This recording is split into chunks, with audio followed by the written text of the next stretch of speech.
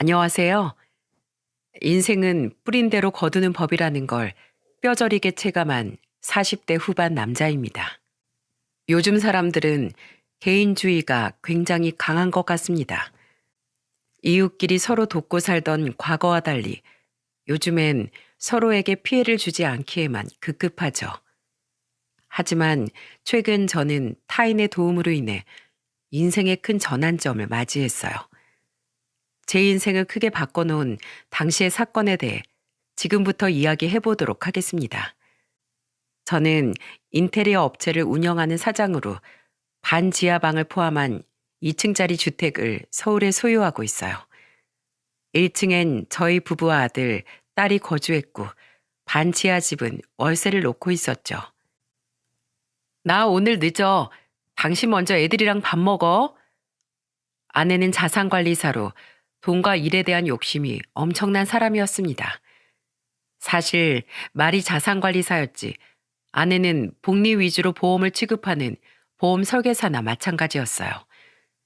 여러분도 아시다시피 이자에 이자를 주는 게 복리인데 복리보험은 초반에는 중도해지하면 대부분 원금 손실이라는군요. 보험을 든 지 10년은 넘어가야 조금씩 이자가 늘어나면서 비과세 혜택을 받을 수 있다고 하더라고요. 아내는 그렇게 고객들의 자산을 관리해주는 일을 했죠. 일 욕심이 많은 만큼 아내는 고객도 굉장히 많았고 고객 중엔 고위층 손님도 몇 있는 것 같더군요. 야근과 주말 출근이 잦았던 아내는 집안일과 아이들 일은 뒷전인 사람이었기에 아이들을 돌보는 건 비교적 시간이 자유로운 제 몫이었어요. 그렇게 아이들 또한 엄마보단 저를 찾는 일이 훨씬 많았습니다. 제 나이 44이었을 때 60대 중반의 아주머니께서 저희 반 지하에 새로 이사를 오셨어요. 아주머니는 조용하고 말수가 적은 분이셨습니다. 아주머니는 마주칠 때마다 목례만 하고 저를 지나치셨기에 아주머니와 대화를 나눌 기회가 별로 없었죠.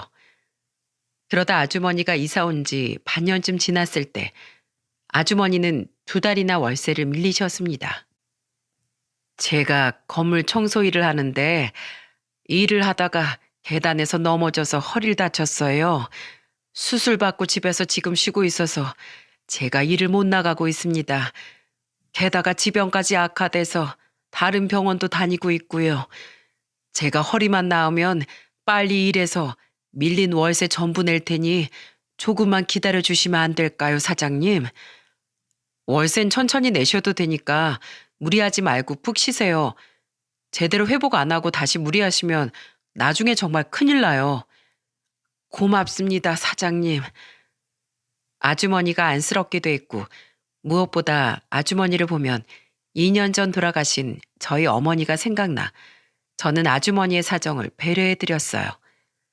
그런데 석 달째 월세가 밀렸을 때 저희 집에선 큰 소란이 일어나고 말았습니다. 퇴근하고 집에 돌아와 보니 웬일로 일찍 퇴근한 아내가 아주머니 집 앞에서 고래고래 소리를 지르고 있더군요. 아줌마, 이게 무슨 날강도 같은 심보예요?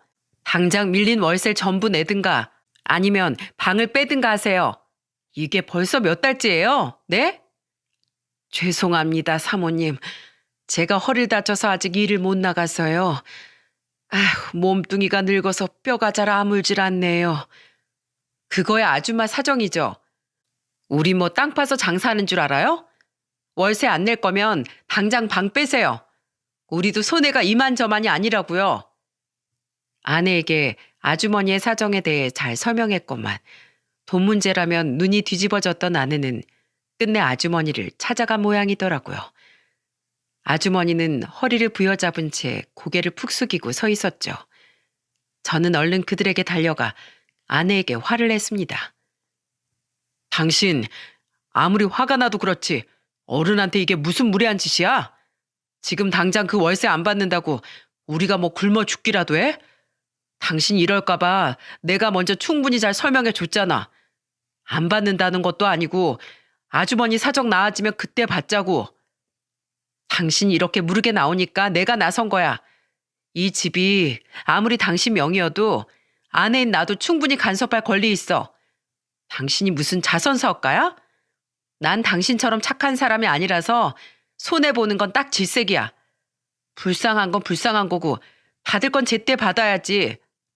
아줌마, 다음 주까지 밀린 월세 다 안 내면 나 방 내놓을 거예요. 그리고 그동안 밀린 월세는 보증금에서 다 제하고 줄 거예요. 알아들었어요? 아내는 발을 쿵쾅대며 집으로 들어가 버렸습니다. 저는 한숨을 쉬며 아주머니에게 사과를 했어요. 아닙니다, 사장님. 오히려 저 때문에 난처하게 만들어드려서 죄송합니다. 아무래도 전 이 집에서 나가야 할 것 같네요. 아니에요. 그러지 마세요. 그 몸으로 어떻게 이사를 한다고 하세요? 눈물을 글썽이는 아주머니의 모습을 보니 마음이 편치 않더군요. 다음 날 저는 아주머니 이름으로 제 통장에 밀린 월세를 입금했습니다. 그리고 아내에게 아주머니가 월세를 냈다고 말하며 이체 내역을 확인시켜줬어요. 왜 이렇게까지 하는 거냐고 물으신다면 저는 아내의 성격을 알고 있기에 이 일로 아내와 더 이상 다투고 싶지 않았거든요. 게다가 저 또한 굉장히 가난했던 어린 시절이 있었기에 힘들게 살고 있는 아주머니의 사정이 남일처럼 느껴지지 않았죠. 다음 날 저는 아주머니를 찾아가 제가 대신 월세를 해결했으니 그 돈은 갚지 않아도 된다고 말씀드렸습니다. 아주머니는 당혹스럽고 미안한 표정으로 제게 물으시더군요. 아니, 대체 왜 제게 그렇게까지 해주시는 거예요? 저야 너무 감사하지만 제가 너무 염치 없고 죄송해서. 사실 저도 어릴 적에 무척 힘들게 살았거든요. 저희 식구는 부모님과 저, 그리고 남동생과 여동생 이렇게 5식구였는데 워낙에 가난해서 제가 고등학교 들어갈 때까지 딱 이만한 단칸방에서 온 식구가 살았어요. 그때 집주인분이 저희를 굉장히 많이 배려해주고 도와주셨어요. 그분 아니었으면 저희 가족은 진즉에 길바닥에 나앉았을지도 몰라요. 그래서 아주머니 일이 남일 같지 않더라고요. 게다가 아버지까지 제 나이 20살에 돌아가시는 바람에 어머니가 굉장히 고생을 많이 하셨는데 이제 겨우 좀 먹고 살만해져서 효도하고 살려 했더니 2년 전에 그만 암으로 어머니가 돌아가시고 말았어요. 아주머니를 보면 평생 힘들게만 살다 돌아가신 저희 어머니 생각이 많이 나더라고요. 그래서 제가 좋아서 도와드리는 거니까 너무 부담 갖지 말아주세요. 제 사연을 들은 아주머니는 제 손을 잡고 연신 고맙다며 눈물을 글썽이시더군요. 그때 제 눈에 아주머니의 가족 사진으로 보이는 사진 액자 하나가 보였습니다. 그곳엔 젊어 보이는 아주머니와 남편으로 보이는 아저씨, 그리고 아들 둘, 딸 1명이 환하게 웃고 있더군요. 사진을 보니 아주머니에겐 가족이 있는 것이 확실했건만 왜 지금은 이 단칸방에 혼자 살고 있는 건지 궁금해졌죠. 근데 아주머니, 실례가 안 된다면 왜 가족분들이랑 같이 안 사시는지 여쭤봐도 될까요? 한 번도 다른 가족분들이랑 왕래하는 걸 못 본 것 같아서요. 제 물음에 아주머니는 잠시 가족 사진을 바라보시더군요. 그리곤 이내 씁쓸한 표정으로 대답하셨죠. 뭐 대단한 사연은 없어요. 사람 사는 일이 다 거기서 거기죠.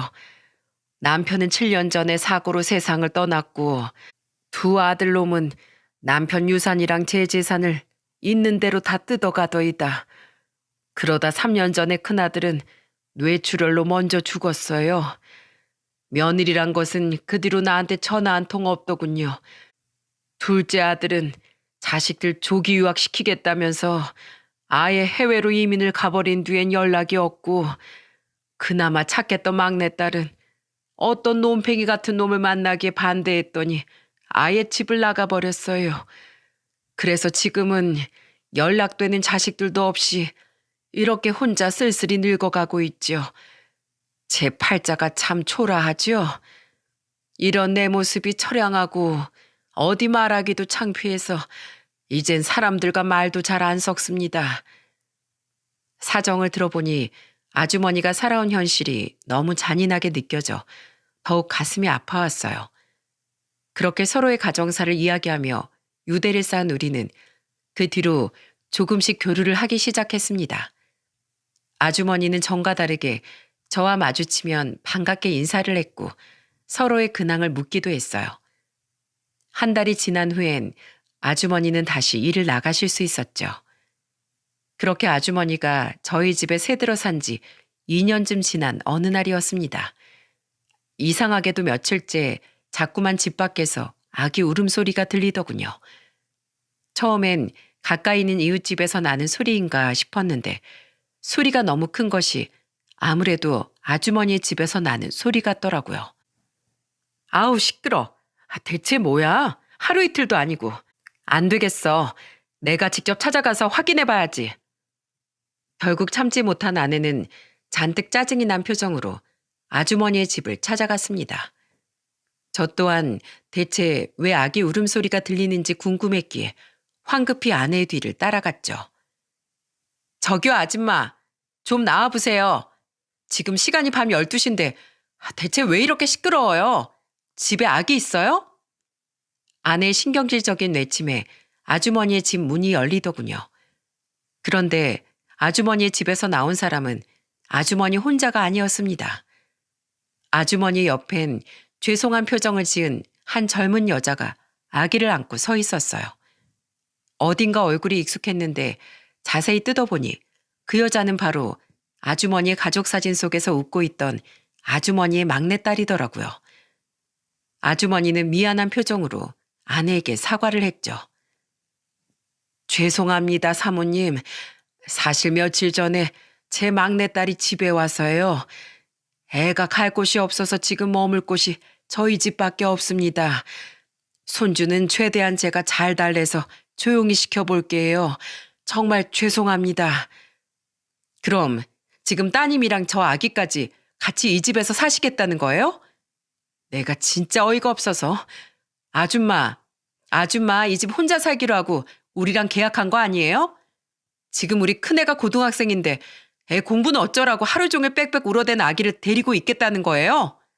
며칠 안 된 지금도 애 울음소리 때문에 머리가 지끈거려 죽겠는데 당장 내보내던가 아니면 월세를 2배로 내던가 하세요. 2배요?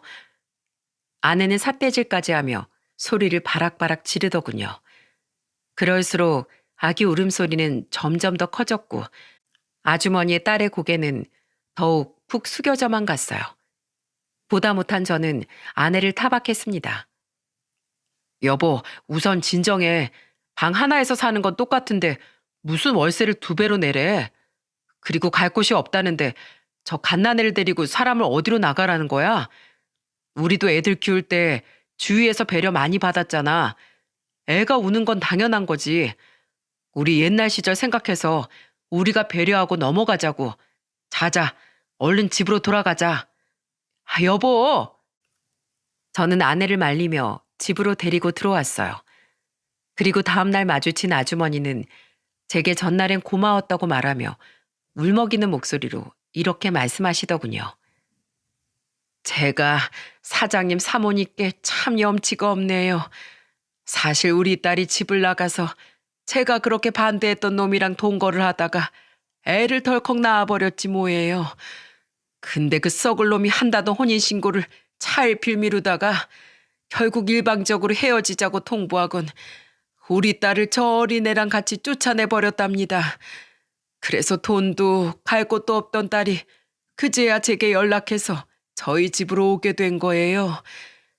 자기 팔자 자기가 아주 베베 꼰 건 사실이지만 부모가 돼서 어떻게 오갈 데 없는 미혼모로 나타난 딸을 내칠 수 있겠습니까? 더 넓은 집으로 가고 싶어도 당장 이 집 월세 내기도 빠듯한데 가긴 어딜 갑니까? 사정을 봐주셔서 정말로 감사합니다, 사장님. 어떻게 이 아주머니에겐 이런 딱한 사정만 생기는 건지 참 세상이 불공평하다는 생각이 들더군요.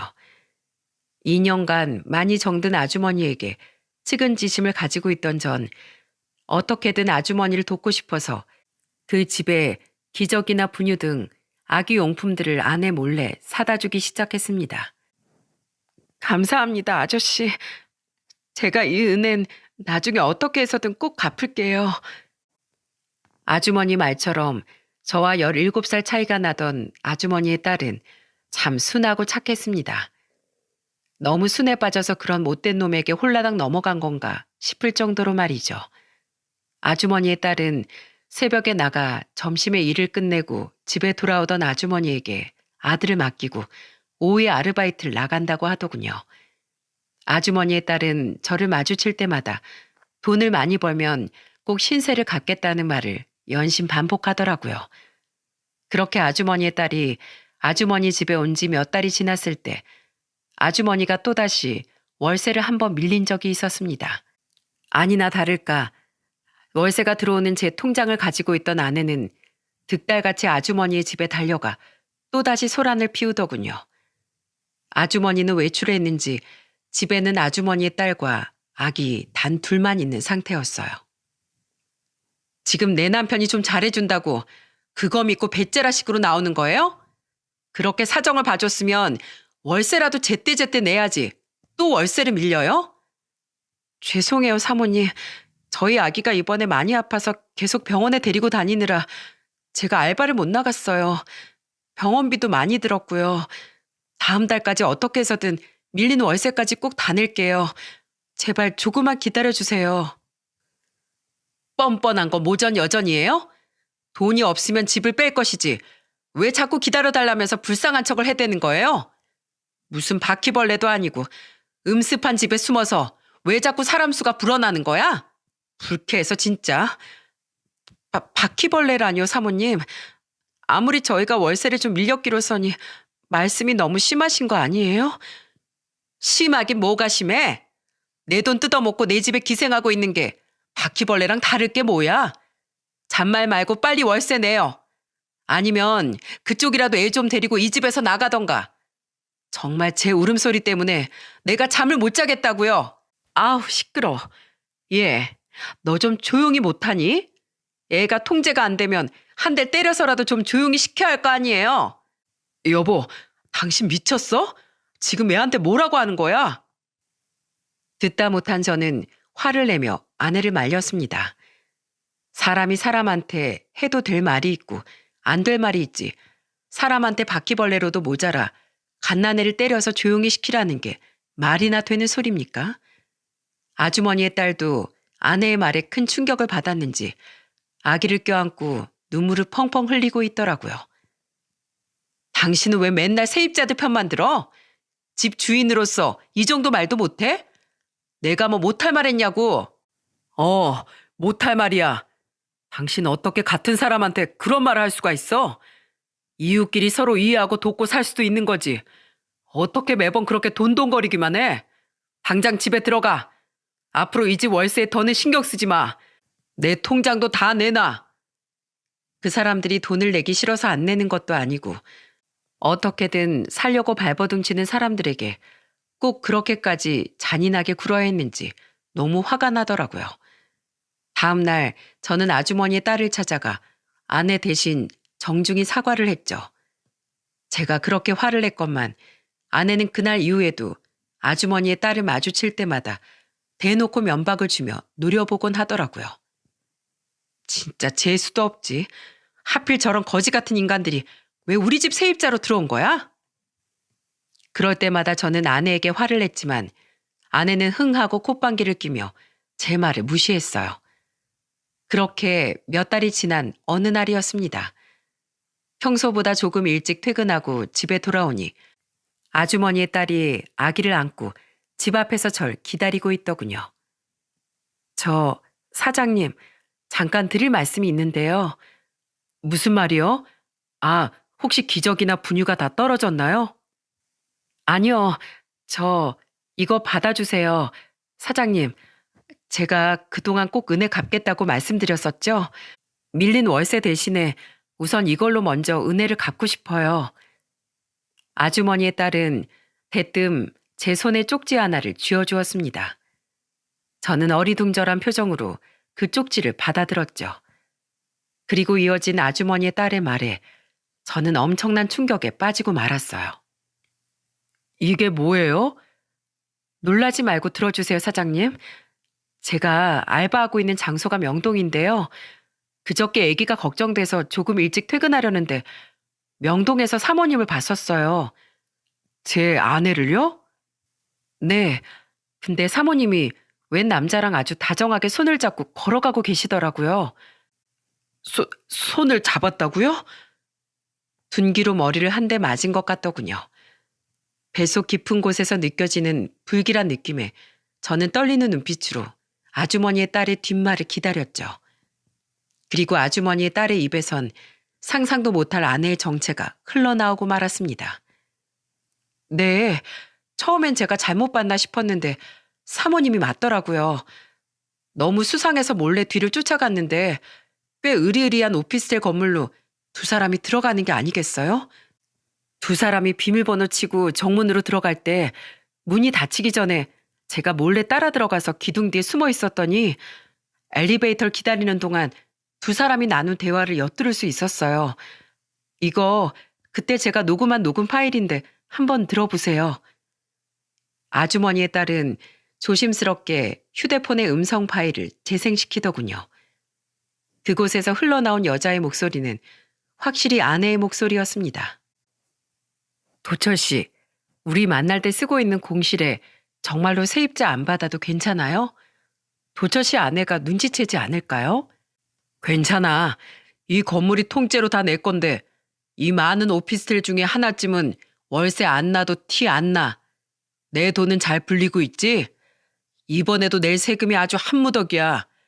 나 당신한테 맡긴 돈 불어날 것만 믿고 피 같은 세금 다 내고 있다고. 그럼요. 그 세금들 생각도 안 나게 제가 아주 크게 도철 씨 돈 불려줄게요. 나 이번 주 금요일에 좀 한가한데 그날 야근 핑계대고 이 집에서 새벽까지 놀다 갈게요. 좋죠? 엘리베이터 도착 신호음을 마지막으로 그 음성 파일은 끝이 났습니다. 너무도 어마어마한 충격에 저는 더듬거리며 물었어요. 그러니까 지금 제 아내가 저 몰래 자기 고객이랑 바람을 피우고 있다는 건가요? 그것도 유부남이랑? 사장님이 듣기에도 그렇게 들리시죠? 아무래도 그런 것 같아요. 두 사람이 엘리베이터를 타고 올라간 층수까진 확인했는데 집은 확인을 못해서 어떻게 할까 하다가 기왕 쫓아간 거 집까지 알아내자 싶어서 그 층에 잠복하고 기다렸어요. 엄마한테 전화해서 애기 좀 봐달라고 부탁하고요. 그렇게 4시간이나 기다린 끝에 사모님이 어느 집에서 나오는지 제 두 눈으로 똑똑히 확인했어요. 사장님께 드린 쪽지에 그 집 주소가 적혀 있어요. 충격을 받은 제가 물끄러미 그 쪽지를 들여다보고 있자 아주머니의 딸은 기어 들어가는 목소리로 이렇게 말했습니다. 저 참 나쁜 애예요, 아저씨. 저 사실 아저씨를 위한 선의로만 사모님 뒤를 따라갔던 거 아니에요. 저 그동안 사모님이 저랑 엄마한테 못되게 대한 거, 그리고 제 아들까지 싸잡아서 모욕했던 거에 대해 앙심을 품고 있었어요.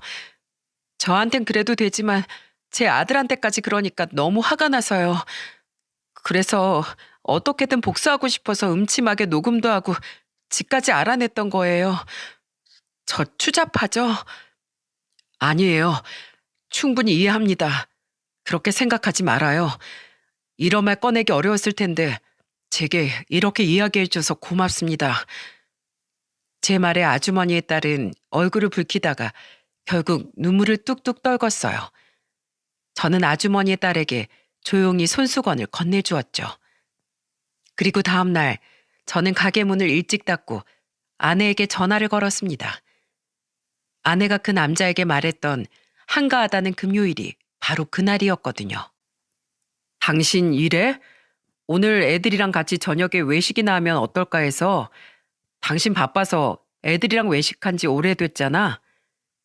저는 아내가 그러자고 대답하길, 그래서 제발 그 남자를 만나러 간 것이 아니길 간절히 바라며 말했습니다. 하지만 아내는 그런 제 마지막 희망을 산산조각 내버렸죠. 아, 나 오늘 일이 너무 많아.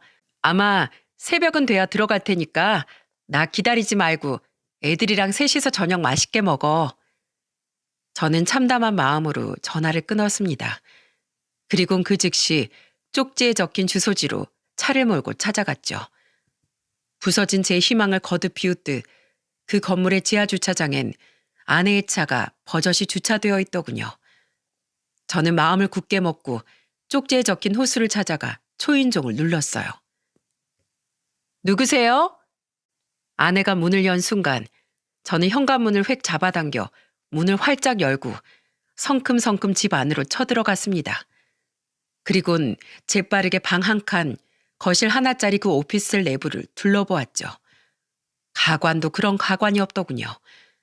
거실엔 아내와 그놈의 사진이 대문짝만하게 걸려 있었고 집안은 온통 신혼집처럼 아기자기하게 꾸며져 있었어요. 저는 망설임 없이 집 내부를 휴대폰으로 마구마구 찍어댔습니다. 그리곤 두 사람 몰래 녹음기를 켜고 휴대폰을 안주머니에 찔러 넣었죠. 모두 이혼할 때 증거로 사용하기 위해서 말이에요. 여보, 당신이 여긴 어떻게... 여보? 이 사람이 당신 남편이야? 소스라치게 놀란 아내는 황급히 저를 따라 들어왔어요. 여보라는 말에 아내의 상간남이 침실에서 불이 나게 달려나오더군요. 우습게도 두 사람은 커플 잠옷까지 사이좋게 입고 있더라고요. 당신이 내 아내랑 바람난 내 아내 고객이야? 커플 잠옷 꼬라지 봐라. 아주 둘이서 생쇼를 하고 살았네. 이 집은 뭐 거의 신혼집 아니야? 여보, 이 사람은 있지? 이게 어떻게 된 거냐면 변명할 생각하지도 마. 이미 다 알고 왔으니까. 그리고 둘이서 찍은 사진을 거실에 대문짝만하게 걸어놓고 커플 잠옷까지 입고 있는 마당에 대체 뭐라고 변명하려고? 뭐 화보 촬영이라도 하러 오셨어요? 제 말에 아내는 꿀먹은 벙어리처럼 아무 말도 못했습니다. 그 옆에 선 상간남은 누나를 마구 굴려대는 꼴이 어떻게든 빠져나가려 머리를 쥐어 짜내는 중인 듯 하더군요. 그 와중에 더 부하가 치밀었던 건 그 남자는 키가 크고 얼굴이 훤칠하지도 심지어 저보다 어려 보이지도 않았어요. 적어도 아내보다 10살은 좋게 더 많아 보였죠. 워낙에 돈을 밝히는 아내였으니 건물주라는 그 자식의 돈을 보고 만나고 있는 건가 싶었어요. 싸늘한 제 표정을 본 아내는 빠져나가긴 틀렸다 싶었는지 대뜸 무릎을 털썩 꿇고 빌기 시작했습니다. 여보, 내가 잘못했어. 나 이 사람이랑 몇 번 안 만났어. 그냥 워낙 큰 고객이라 친하게 지내다 보니까 내가 잠깐 정신이 나갔었나 봐. 그 몇 번을 얼마나 진하게 만났길래 이런 미래 장소까지 신혼집으로 꾸며놓냐? 어쩜 그렇게 끝까지 핑계댈 생각만 해? 그리고 당신도 유부남이지? 가정 있는 두 연놈이 겁도 없이 배우자들 뒤통수를 쳐? 집에서 피눈물을 흘릴 가족은 생각도 안 하고 눈앞에 쾌락에만 미쳐서 이런 짐승 같은 짓거리를 저지르냐고. 나 너희 둘 다 가만 안 놔둘 거야. 너희들이 어떤 인간인지 만천하에 싹 다 까발려서 내가 받은 상처 곱절로 되돌려줄 거야. 이보세요. 우선 진정 좀 하세요. 네? 내가 어떻게 하면 눈 감아주겠습니까? 돈이라면 원하는 대로 줄 테니까 우리 지성인답게 대화로 해결합시다. 네? 대화? 대화 같은 소리 하고 있네. 지성이는 다 얼어 죽었냐? 지성인이라는 놈이 남의 아내를 가로채서 짐승처럼 붙어먹었어? 가정을 배신한 순간 너희 두 연놈은 지성인, 아니 인간이 아니라 짐승이 된 거야. 짐승을 사람답게 대하면 되냐? 짐승처럼 대해야지. 둘 다 두고 봐. 여보, 당신 남편 이 집 사진 찍었어. 우선 휴대폰부터 빼앗아 봐. 저는 있는 대로 소리를 질러대며 현관으로 향했습니다. 그러자 두 연놈은 제 휴대폰을 뺏으려 제게 달려들더군요. 저는 재빨리 몸을 피했어요. 그러자 우스꽝스럽게도 두 연놈은 서로 쾅하고 부딪히며 이마와 코를 부여잡고는 바닥을 대굴대굴 굴렀죠. 내 코. 아씨, 아파. 당신 남편 잡으랬더니 나한테 들이박으면 어떡해? 멍청한 여자야. 뭐? 멍청하다고? 말 다 했어 지금? 두 사람이 한심하게 바닥에 나뒹굴며 서로에게 욕짓거리를 하는 사이 저는 재빨리 그 집을 빠져나왔습니다. 그리곤 엘리베이터도 기다리지 않고 비상 계단으로 쏜살같이 내려와 차를 타고 집으로 돌아왔죠. 그리고 저는 집으로 돌아온 즉시 아내의 짐을 대충 싸서 대문 앞에 던져버렸습니다. 아빠, 왜 그래요? 오빠 좀 나와봐. 아빠, 무슨 일 있어요? 아들과 딸은 그런 제 행동을 보고 당황해서 어쩔 줄 모르더군요. 아무 말 없이 짐을 전부 내다 놓은 전 집으로 들어와 냉수를 벌컥벌컥 들이켜 뜨거워진 속을 달랬어요. 그렇게 조금 진정이 된 후에야 저는 아이들을 앞에 앉혀놓고 최대한 차분하게 상황을 설명해 주었죠. 어차피 시간을 끌고 숨겨봤자 16, 18살로 알 건 다 아는 두 아이를 납득시키지 못할 거라고 생각했거든요. 그럴 바엔 차라리 가감없이 상황을 솔직하게 털어놓고 아이들을 이해시키는 게 애들을 위한 일이라고 판단했어요. 아이들은 굉장히 놀란 것 같았지만 이내 인상을 쓰며 이러더군요. 생각해보면 별로 놀랍지도 않네요. 엄마가 언제 집에 붙어있던 적이 있었나요? 다른 남자랑 바람 안 났어도 이미 일이랑 눈 맞은 사람이 바로 엄마였는데요, 뭘. 오빠 말이 맞아요. 엄마가 언제 가족을 먼저 생각한 적 있었어요? 항상 가족은 뒷전이었는데. 엄만 항상 엄마 인생이 제일 먼저인 사람이잖아요. 우린 괜찮아요, 아빠. 오히려 아빠가 너무 놀랐을 텐데 아빤 괜찮은 거예요? 분명 자신들도 상처를 받았을 텐데 의젓하게 아빠인 저를 먼저 걱정해주는 아이들의 말에 그제야 눈물이 핑 돌더군요. 이렇게 사랑스러운 아이들을 두고 어떻게 바람을 피울 수가 있지 싶어 아내에 대한 분노의 불길이 더더욱 거세져만 갔죠. 여보, 문 좀 열어봐. 비밀번호는 또 언제 바꿨어? 밖에 짐은 다 뭐고. 여보, 우선 우리 집에서 얘기 좀 해. 어? 우리가 같이 산 세월이 얼만데 어떻게 내 얘기를 제대로 들어볼 생각도 한 번은 안 할 수가 있어. 그날 저녁 뒤늦게 집으로 돌아온 아내는 제가 비밀번호를 바꿔놓은 잠금 장치를 열지 못해 문을 두들겨대며 소리쳤어요. 아이들은 굳은 표정으로 제 손을 잡았고 저는 현관문을 향해 소리를 질렀습니다. 말 한 번 잘했네. 우리가 같이 산 세월이 얼만데 그 긴 시간 동안 쌓은 의리를 배신하고 바람을 피워? 당신은 더 이상 내 아내도 애들 엄마도 아니야. 그럴 자격도 없어. 좋은 말 할 때 저 짐들 다 가지고 다른 데로 꺼져버려. 아니면 당신 경찰 불러서 쫓아내고 저 짐들은 돈 주고서라도 소각장에 갖다가 다 태워버릴 테니까. 여보, 나한테 제발 이러지 마. 어? 내가 갈 데가 어딨어. 우리 아빠도 오빠네랑 같이 사는데. 우리 오빠 성격 무서운 거 알잖아. 나 오빠네 가면 정말 맞아 죽어. 그럼 아까 그놈이랑 있던 그 집으로 다시 가던가. 내 집엔 당신이 발 디딜 공간 따윈 단 1cm도 없어. 꺼져. 아내는 한참을 엉엉 울더니 30분 정도 지난 후엔 그놈의 집에 간 건지 어디로 갔는지 조용해지더군요. 조금 뒤에 나가보니 대문 앞에 던져놓은 짐들도 사라져 있더라고요. 밖이 조용해지길 기다렸는지 그제야 지하에 사시던 아주머니와 딸도 문을 열고 나왔는데 딸에게 이야기를 전해들었는지 아주머니는 제 손을 잡고 눈물을 글썽이며 이렇게 말씀하셨어요. 우리 딸이 해준 얘기 때문에 괜한 분란이 일어난 건 아닌지 모르겠어요. 이렇게 좋은 분에게 왜 이런 일이 일어났을까요? 저는 괜찮아요. 그리고 괜한 분란이 아니라 아주머님 따님 덕분에 제가 큰 위기에서 벗어난 거예요. 아주머니 딸 아니었으면 전 언제까지고 이렇게 바보처럼 속고 살았겠죠. 정아 씨, 정말 고마워요. 아주머니 뒤에 서 있던 아주머니의 딸은 울적한 표정으로 제게 고개를 꾸벅 숙이더군요. 저는 주말 내내 정보를 알아보고 월요일이 되자마자 이혼 전문 변호사를 선임했습니다. 그리곤 변호사의 인맥을 통해 두 연놈에 대해 조금 더 알아봤더니 아주 가관이더군요. 상간남은 아내보다 무려 13살이나 많은 놈이었고 돈이 많은 처가 덕에 떵떵거리며 살고 있었더군요.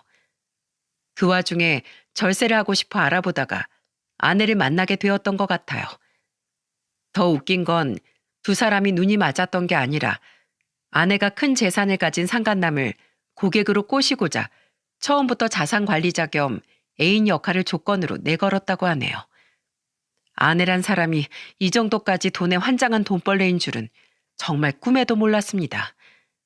이 정도면 아내가 그동안 많은 고객을 유치할 수 있었던 게 순전히 능력 때문만은 아니지 않았을까. 이런 의심이 당연하게 들더라고요.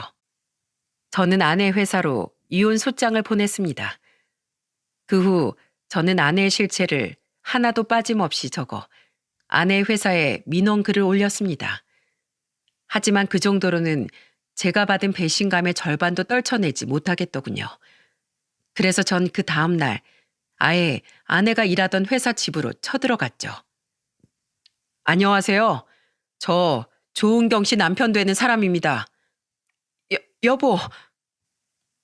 어디서 지내고 있었는지 모르겠지만 아내는 그 와중에도 출근을 했더라고요. 저는 당황하는 아내를 뿌리치며 큰 소리로 소리쳤어요. 벌써 소문이 다 퍼졌을 텐데 이 회사는 아직도 이런 불량스러운 직원을 자르지 않았습니까? 몸으로 남자들 꼬셔서 고객들 모으고 유치하는 이런 사람을 그대로 회사에 둔다면 정직하게 일하는 다른 분들을 무시하는 처사 아닌가요? 이 회사는 방법이 어떻든 간에 고객만 잘 물어오면 다 묵인해 줍니까? 아이고, 사장님, 왜 이러십니까? 안 그래도 회사 내부에서 조은경 씨 처벌에 대해 논의 중입니다. 조금만 기다려주시면 저희가 징계 내용에 대해 직접 사장님께 통보해 드리겠습니다. 그러니까 이만 돌아가 주세요. 부탁드립니다.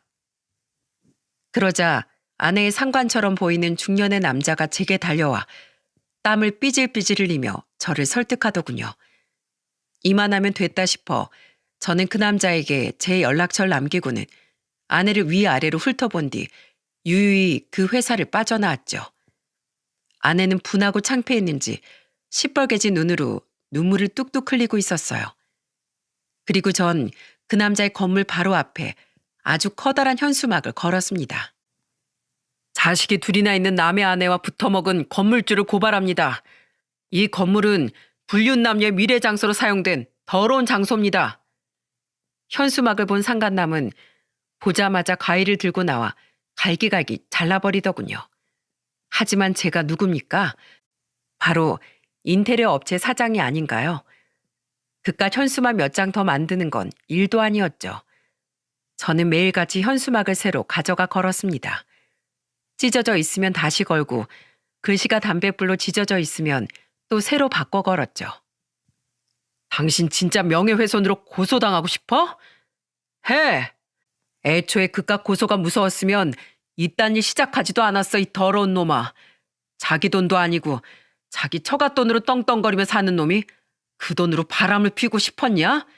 남자 망신은 너 같은 놈이 다 시키는 거야. 저는 정말로 고소가 털끝만큼도 무섭지 않았습니다. 죗값이야 받으면 그만이니 제 인생을 망가뜨리는데 한몫 톡톡히한 그놈을 어떻게든 엿먹이고 싶었거든요. 그리고 그놈은 정말로 저를 고소했지만 그와 동시에 그놈은 가족들에게 바람을 피운 사실이 전부 까발려지고 말았더군요. 그놈의 아내라는 사람이 자신의 이혼 소송을 도와달라며 제게 연락을 해왔기에 알게 된 사실이었죠. 저는 명예훼손과 현수막 불법 설치로 벌금을 물게 되었습니다. 이미 목적을 달성했던 전 아주 가뿐한 마음으로 벌금을 냈습니다. 이후 아내의 상사는 제게 한 약속대로 아내의 처분에 대해 제게 알려주었습니다. 아내는 곧바로 회사에서 잘렸고 회사는 아내에게 피해보상 소송을 걸었다더군요. 조은경 씨의 다른 고객들이 조은경 씨 실체를 다 알게 되면서 전부 계약 해지를 요구했어요. 회사 입장에선 이미지 실추에다 큰 손해까지 입었으니 당연히 조은경 씨한테 배상액을 요구할 수밖에요. 게다가 조은경 씨 그동안 한 보험 계약에 대한 판매 수당들도 모조리 다 토해내야 해요. 보험 환수죠. 환수 금액에 손해배상 금액까지 다 하면 아마 물어낼 금액이 어마어마할 겁니다.